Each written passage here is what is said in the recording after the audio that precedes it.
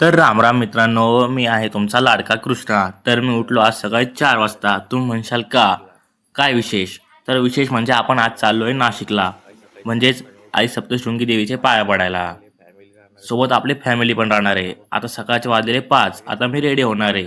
आणि इकडे मी म्हणलं आवनीला की आवनी तू दात घासले का? आवनी आपल्याला आपले दात दाखवत होती. तर मामा इकडे चहा पिऊन रेडी होत होते. चहा पिऊन आपण आता निघलोय पेट्रोल पंपवर. पेट्रोल पंपवर आपण आता गाडीमध्ये डिझेल भरलंय.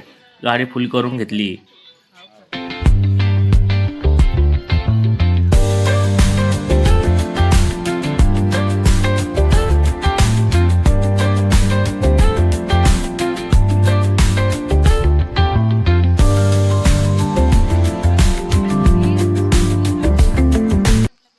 फायनली आपण आता थांबलेलो होतो एका दुकानावर, म्हणजे ममता स्वीट्सवर. तर इकडून आता आपली मावशी आली. मावशी बघा कशी करते. तर इकडे आपली आजी उभा होती. इकडे खाली आवनी उभा होती. आम्ही म्हटलं हाय कर, आवनी हाय करत होती. तर आम्ही आता दुकानावर थांबलो होतो, कारण की आम्हाला प्यायची होती चहा. तर आम्ही चहा पाणी पिली. मग निघालो आम्ही पुढे आई सप्तशृंगी देवीच्या गडाकडे.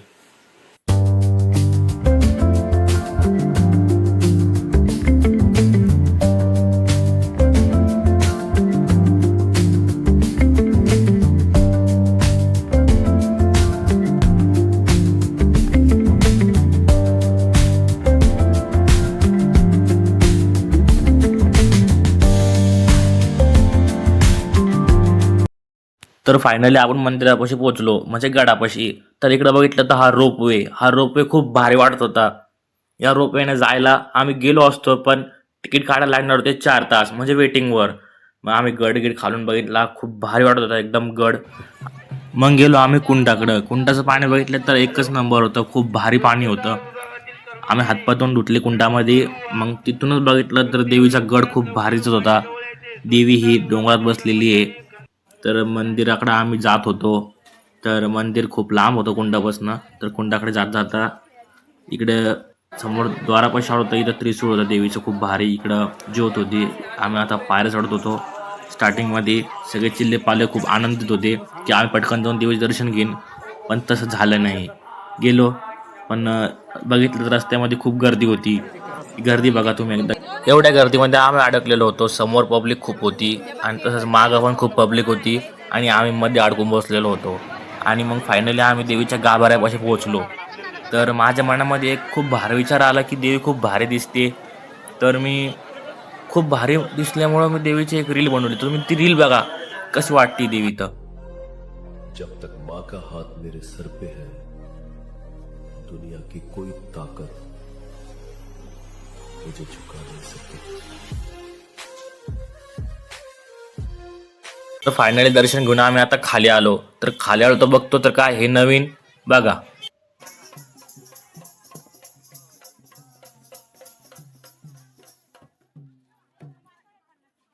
मग आम्ही बसलो एका ठिकाणी जेवायला, आणि जेवण खूप भारी झालं. मागून पूर्ण डोंगर दिसत होता, आणि खूप भारी ग्राउंड होतं ते. आणि आम्ही जेवण करून आता निघलो एका भारी प्लेसकडे, म्हणजे श्री स्वामी समर्थ महाराजांच्या दिंडोरीकडं.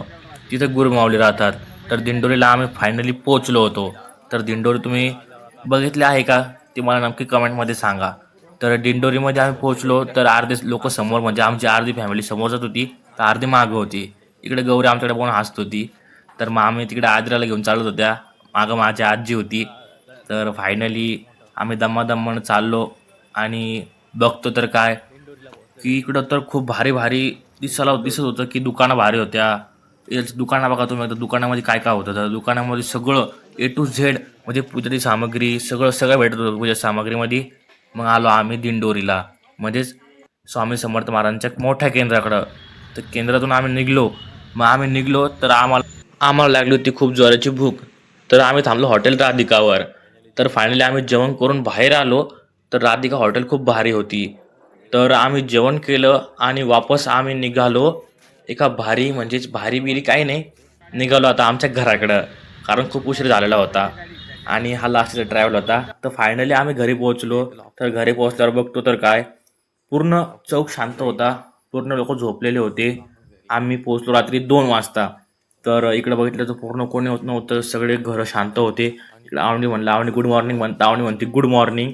तर इकडे पण कार्तिकचा पूर्ण प्रयत्न चालू होता की लॉक उघडन, पण कार्तिकडून काही लॉक उघडत नव्हता. पण फायनली कार्तिकनं लॉक उघडला